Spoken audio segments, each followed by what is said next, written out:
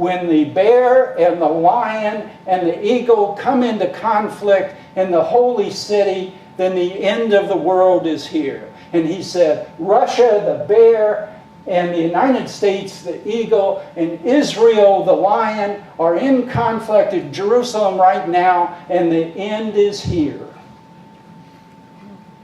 Well, we ended the meeting real quick so we could all go back and prepare for the end. It didn't happen. You have to be careful when you look at these. And yet, let's look. We looked at this very scientifically. What he said fits. But how can we guide ourselves with it? Well, let me take another thing he said. Jesus said, when you are undivided, you will have the light inside you. And when you are divided, you will be dark. Because he wasn't really interested in the physical person, but the spiritual. When you are undivided, you will be full of light. When you are divided, you will be full of darkness. Now let me talk about science again. Gene got me a book that talks about quantum physics and life. Particularly quantum tunneling and entanglement. Now, I'm not going to go into detail because I know all of you guys are experts on quantum tangling and quantum tunneling, but we really don't need that for this explanation. I'm going to tell you what one of the studies, it talked about in relationship to many things in life, but one of them was consciousness. And it was a very interesting study. It said we know that when our brain is doing things, neutrons fire in the brain. Neurons fire, I'm sorry. Jean corrects me on this, so I have to look at her. Neurons fire in the brain.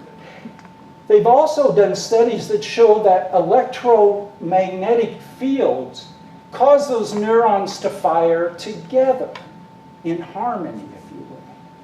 Then they did this other study where you take something like car keys and you put them on a counter with other things and you say, find your car keys.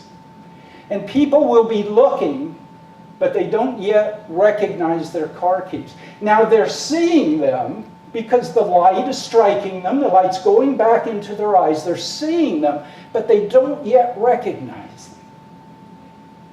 And the neurons in their brain are firing, but just at different times. Now, they see them, they recognize, that's my keys.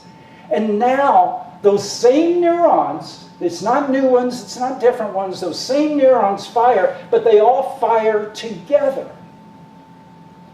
And the other thing we know is that the firing of those neurons creates an electromagnetic field around our brain. And the theory, one of the theories, it's not proven yet, is that that electromagnetic field is what helps bring that harmony to the neurons together that recognizes the keys. So another way we could say that is that when the energy in our brain is united, we have the light. And when the energy in our brain is divided, we have darkness. Very well fits the best scientific studies we have. So can we use that to raise our consciousness? Because what do we say is our relationship to the divine? It's consciousness, is it not? When we become enlightened, we raise our consciousness. Can we increase our ability to facilitate this oneness in the energy in our brain? And I want to look at one other quote. There may be many ways to do this, but where is Jesus' guidance on this?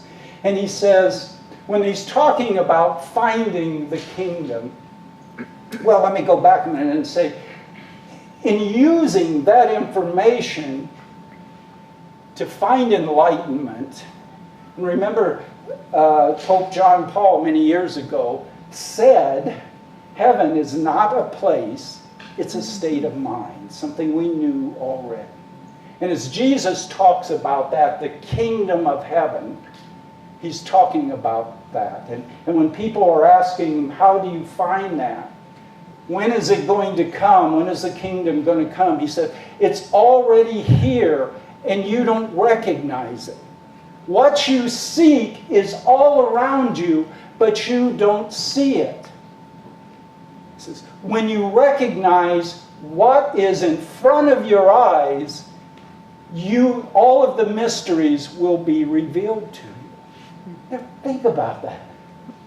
With this key, it's in front of us. We see it, but we don't recognize it. It's there. We look right at it. When our brain becomes undivided, we see it and we recognize it. So this other quote I want to say is, when talking about how do we enter the kingdom of God, Jesus says, when you take off your clothes, unashamed, throw them on the ground like little children and trample them, then you will find the kingdom of God. Now, Jesus was talking to fishermen, peasants, farmers. I don't think it's really likely he was telling them to take their clothes off and throw them down. When you get into that, they're going to stone you to death, that would have been one of those examples. But what do we mean by that? We use that kind of terminology all the time. I'm a minister right now. You want to talk to me about running a nonprofit? I'll tell you, well, let me change hats. Don't I do that? Isn't that what we say? When we have a different area of our lives, oh, I have to change hats. Obviously, we're not talking about hats. We're talking about the focus of our mind.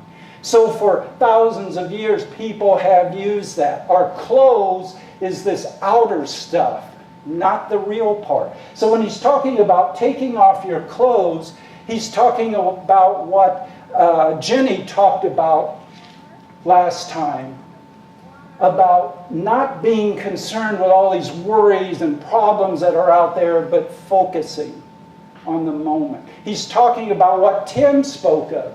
When Tim was talking about we need to be our authentic self. We need to get rid of these clothes of pretension and worry and problems.